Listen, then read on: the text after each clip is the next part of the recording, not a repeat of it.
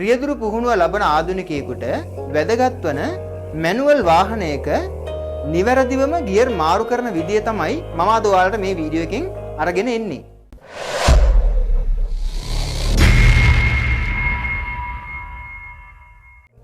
ආධුනිකයෙකුට manual වාහනයක gear මාරු කිරීමේදී අවස්ථා 4කට මුහුණ දෙන්න සිද්ධ වෙනවා. මොනවද මේ අවස්ථා 4? එක අවස්ථාවක් තමයි තනිතලා බිමක ගියර් මාරු කරන්න වෙනවා. ඊළඟ අවස්ථාව තමයි බෑවමකට ගියර් මාරු කරන්න වෙනවා. ඊළඟ අවස්ථාව තමයි කඳු මුදුනකට ගියර් මාරු කරන්න වෙනවා. ඊළඟ අවස්ථාව තමයි ට්‍රැෆික් එකක්. අපි කියනවා මාර්ග තදබද ස්ථානයක්. ඒ වගේ තැනක අපිට ගියර් මාරු කිරීමේදී වෙනස්ම ක්‍රමවේදයක් තමයි අනුගමනය කරන්න වෙන්නේ. මෙන්න මේ කාරණා 4. මෙන්න මේ අවස්ථා 4 ගැන තමයි මම අද ඔයාලට පැහැදිලි කරන්න බලාපොරොත්තු වෙන්නේ. මැනුවල් වාහනයක ගියර් මාරු කිරීමේ පළවෙනිම අවස්ථාව වන තනිතලා බිමක ගියර් මාරු කිරීම තමයි මම දැන් මේ ඔයාලට කියලා දෙන්න යන්නේ. අපි ඊට කලින් බලමු මම මීට කලින් ගෙනාපු වීඩියෝ එකේ ගමන් ආරම්භක වීඩියෝ එක ඔයාලා බලන්න ඇති. අපි ඒක චුට්ටක් මතක් කරගෙන ඉමු.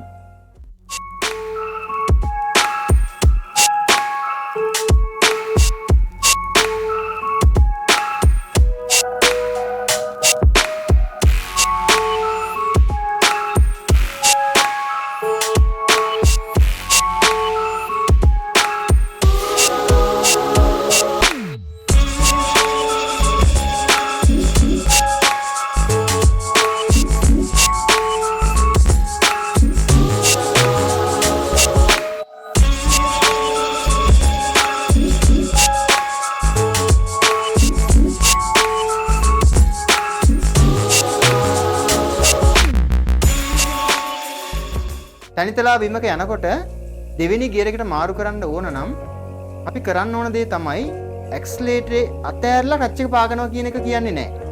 එහෙම වුණොත් ආධුනිකයා ඇක්සලරේටරේ අතාරිනවා. අතෑරියම වාහනේ ස්ලෝ වෙනවා. ඒ ස්ලෝ වුණාම වාහනේට ගැස්මක් එනවා. ඒ නිසා නිවැරදිව ගියර් මාරු කරන්න මේ ටයිමින් කකුලේ තියෙන්න ඕන. මොකද ක්ලච් එක ඇක්සලරේටරේ අතෑරන ටයිමින් එක තමයි වැදගත්ම දේ. මම ඒක තමයි ඔයාලට මේ කියලා දෙන්න යන්නේ. ඒ කියන්නේ ක්ලච් එක බැලන්ස් එක ළඟින් යනකොට තමයි ඇක්සලරේටරෙන් කකුල ගන්න. ක්ලච් එක ඉක්මනට පා ගන්න ඕන. නවත්තන්න බෑ. කන්ටිනියු එක දිගට ක්ලච් එක අඩියට පා ගන්න ඕන ඉක්මනින්. හැබැයි ක්ලච් උඩට කකුල තියනකොටම ඇක්සලරේටරෙන් කකුල ගන්න එපා. ක්ලච් එක බැලන්ස් එක ළඟින් යනකොට තමයි ඇක්සලරේටරෙන් කකුල ගන්න ඕනේ. ඒතර ගැස්මක් එන්නේ නැහැ. එහෙම වෙනවා නම් ගමන් කරන අයට වාහනේ ආසාවක් ඇති වෙනවා. මොකද වාහනේ ගැස්මකින් තොරව රියදුරා වාහනේ පදවනවා නම් ඒක වාහනේ ඉන්න අයට හොඳට දැනෙනවා. ඒ වගේම නිවැරදි ක්‍රමවේදයත් ඒක තමයි.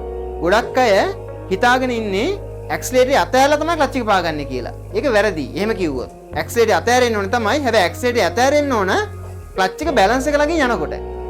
ගියර් මාරු කරනවා කිව්වම සමහර අය හිතනවා ගොඩාක් රේස් කරනවා කියලා.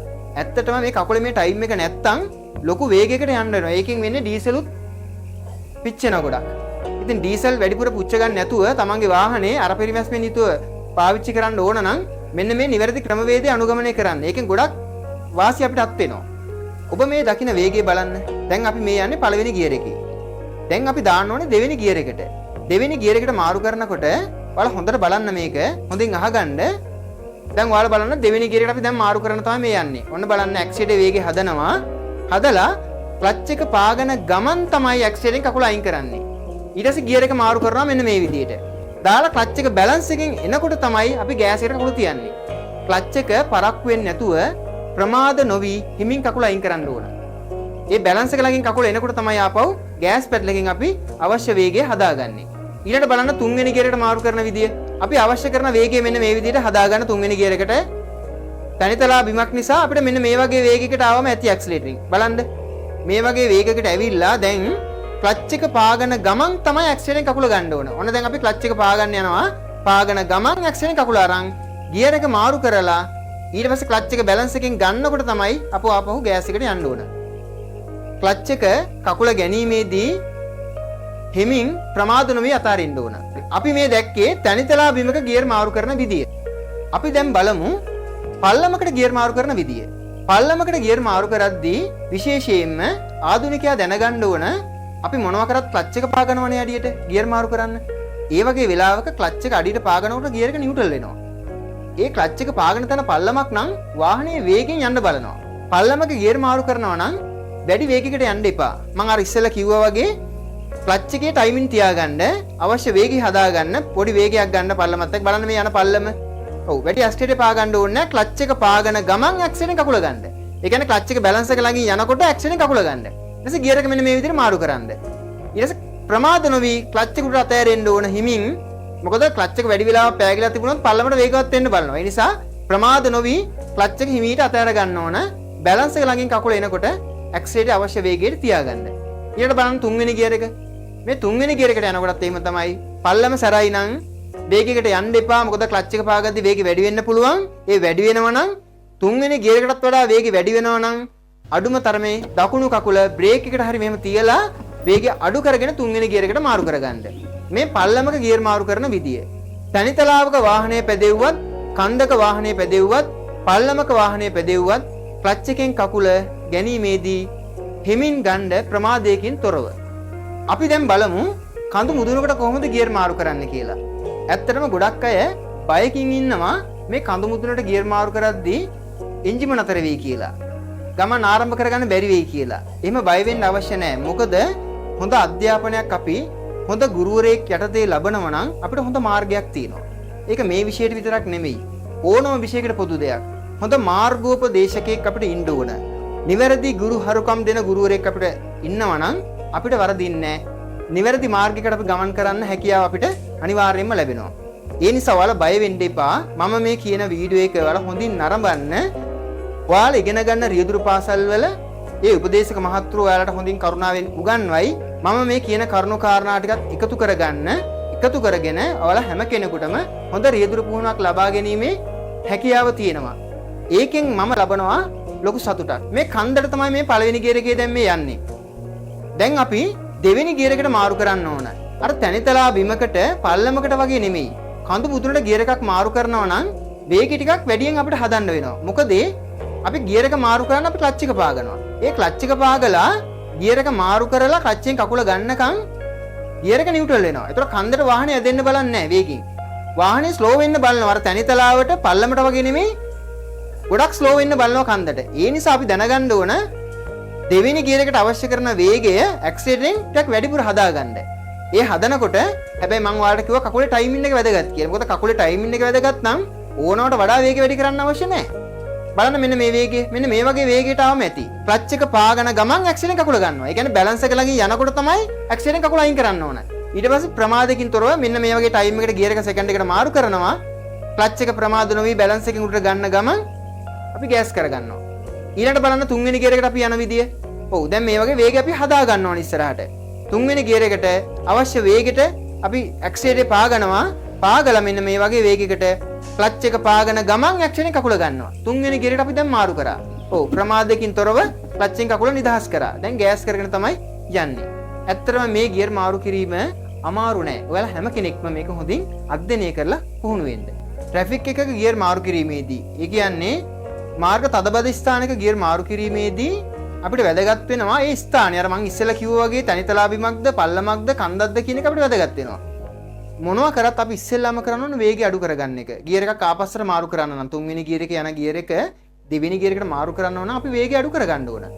හැබැයි මේ වේගය අඩු කර ගැනීමේදී වැදගත් වෙන කාරණා කීපයක් තියෙනවා. මොකද තනිතලාවකද මේ ගියර් එක මාරු වෙන්නේ? පල්ලමකද ගියර් එක මාරු වෙන්නේ?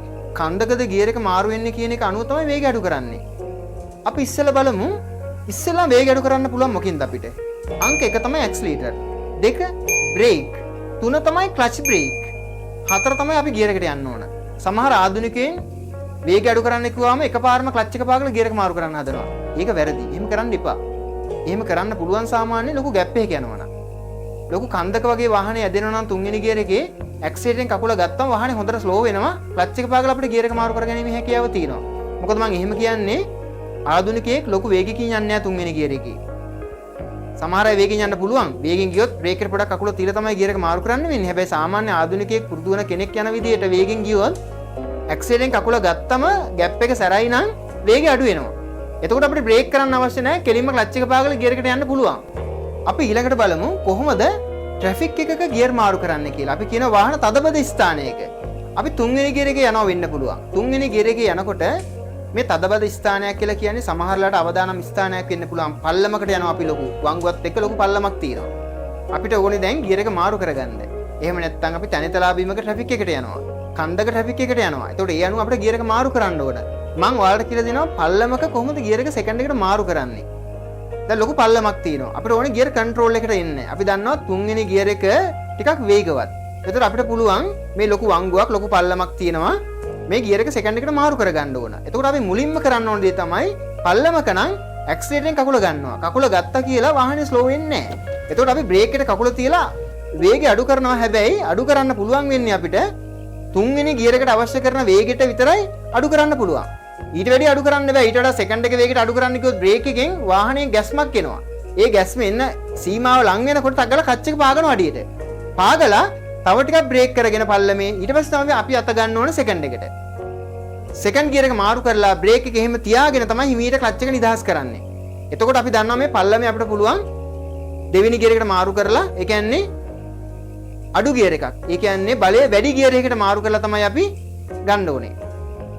ඒතකොට කන්ට්‍රෝල් එකේ වාහනේ ගන්න හැකියාව තියෙනවා. ඒ වගේ තනිතලා බීමක ට්‍රැෆික් එකට අපි යනවා නම් ඇක්සිලරේටරෙන් කකුල ගත්තත් ස්ලෝ වීමක් වෙන්නේ ස්ලෝ වෙන්නත් පල්ලම තරම් වගේ නෙවෙයි සාමාන්‍ය ස්ලෝ වීමක් වෙනවා. ඒතකොට බ්‍රේක් එකෙන් අඩු කරලා ක්ලච් එක පාගලා තමයි ගියර් එක මාරු කරගන්න ඕන. හැබැයි ක්ලච් එක පෑගූ පමණින් බ්‍රේක් එක ඕනට වඩා තද කරන්න එපා. ගොඩක් තද කරොත් වාහනේ නවතින්න පුළුවන්. ඒ නිසා අපි කරන්න ඕන දෙවෙනි ගියර් එකට අවශ්‍ය කරන වේගය බ්‍රේක් එකකිනුත් අඩු කරගෙන තමයි ගියර් එක සෙකන්ඩ් එකට එන්න ඕන. මේ කියන දේ පමණක් අහගෙන ඩ්‍රයිවිං කරන්න බෑ. අපි ප්‍රැක්ටිස් වෙන්න ඕන. මොකද ප්‍රැක්ටිස් වෙලා තමයි අපිට හොඳ අධ්‍යාපනයක් ලබන්න පුළුවන්කම තියෙන්නේ. අපි මේක හැබැයි හොඳින් අවබෝධ කරගන්න. මම ඔයාලට ඉදිරියේදීත් හොඳ වීඩියෝ ගේනවා. දැන් විශේෂයෙන් මම ඉදිරියේ ඔයාලට ගේනවා වාහනයක් නිවැරදිව නවත්තන්නේ කොහොමද කියලා. මැනුවල් වාහනයක් නිවැරදිව නවත්තන ආකාරය මම ඔයාලට ඉදිරියේදී ගේනවා. ඒක අනිවාර්යෙන් ඔයාලා බලන්න. මොකද මේක ඉතාම වැදගත්. මේ දාන හැම වීඩියෝ එකක්ම ඔයාලට වැදගත් වෙයි කියලා මම හිතනවා. එහෙනම් මෙම වීඩියෝ එක හොඳ අවධානයකින් බලනවා නම් කෙටි කාලයක් තුල රියදුරු පුහුණුව ලබන ආධුනිකයින්ට හොඳ දැනුමක් අනිවාර්යයෙන්ම ලැබෙනවා කියලා මට හොඳ විශ්වාසයක් තියෙනවා. ඒ වගේම මේ වීඩියෝ එකට හොඳ වටිනාකමක් දෙන්න ඕන නම් ඔබට තියෙන්නේ මේ වීඩියෝ එක හොඳින් නරඹලා හොඳ දැනුමක් ලබා ගන්න එක. ටෙක්නික් ඩ්‍රයිවිං YouTube channel එක subscribe කරලා නැත්නම් දැන්ම subscribe කරන්න. ඔබට මේ පිළිබඳ ප්‍රශ්න ඇත්නම් පහලින් කමෙන්ට් කරන්න. මේ වීඩියෝව නැරඹූ සියලුම දෙනාට බොහොමත්ම ස්තුතියි.